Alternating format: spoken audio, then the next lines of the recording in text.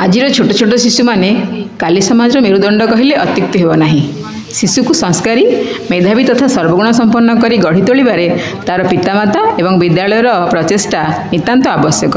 एही परिप्रेक्षी में ओडिशार कोण अनुकोणरू आस्थिबा प्रधान आचार्य मानकु नै एक उच्चस्तरीय बैठक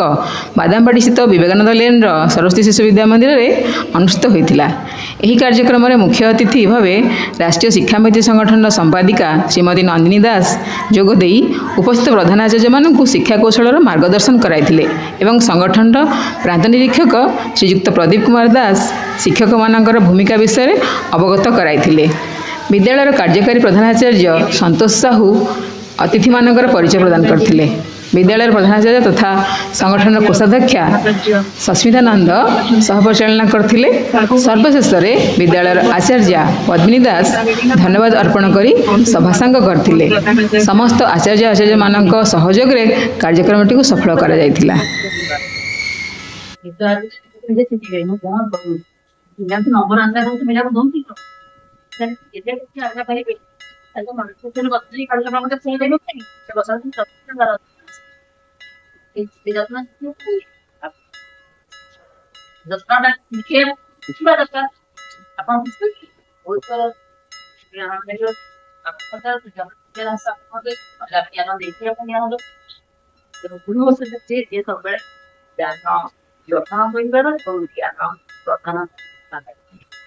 ज्ञान रटन करने जदि आग्रह अच्छी बहुत जिन अच्छी ज्ञान ऑनलाइन अच्छी ऑफलाइन अच्छी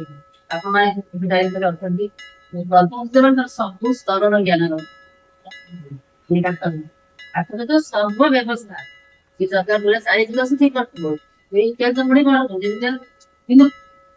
Jack of all trade is master of none सभी जानते हम तो कोई मास्टर मिले ना है पढ़ते तो बोला कि बदल था सब जान था तुम कोर्स मास्टर फाइल होता है आप लोग के तो सब कुछ करते आप लोग का शारीरिक की करते आप लोग का बोले हित की करते लागू की करते आप लोग क्लास की इंक्लूसिव करने से बोलते क्लास में काम करते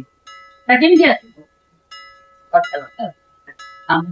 पढ़ना बोले तो तुम्हारी बात तो गोटी निस्ता मिला हम पढ़ रहा थे और सही बात है ऑनलाइन होते हमें ग्रहण करिबा एवं हमर तुम्ही हाते पाठ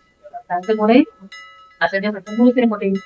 40 पाठनटा आगु नहीं जाइता मोबाइल भी दवाई नहीं ऑलरेडी सो ए मोनी बजरंग को मने पके दबो ए कल्पना का जी पढु की आज जते परमिशन जो बढी असला हम परमिशन भी दरकार नहीं हम परमिशन बढी ओल्टे पाठ कइले 40 पाठ दबानी मल्टी परमिशन साफ कोन रे आसी ये चाइनीज भाषा गाना रा पढ्न बढी देव भाई भोसी सारा मात्रा गाना उड़िया मात्रा मारे सुनाय बनाही से इंग्लिश जेला मैडम विद्यालय जो थिला आपनकर आज प्रोग्राम प्रधान सम्मेलनी से विषय किछि कहिबे। आज्ञा नमस्कार।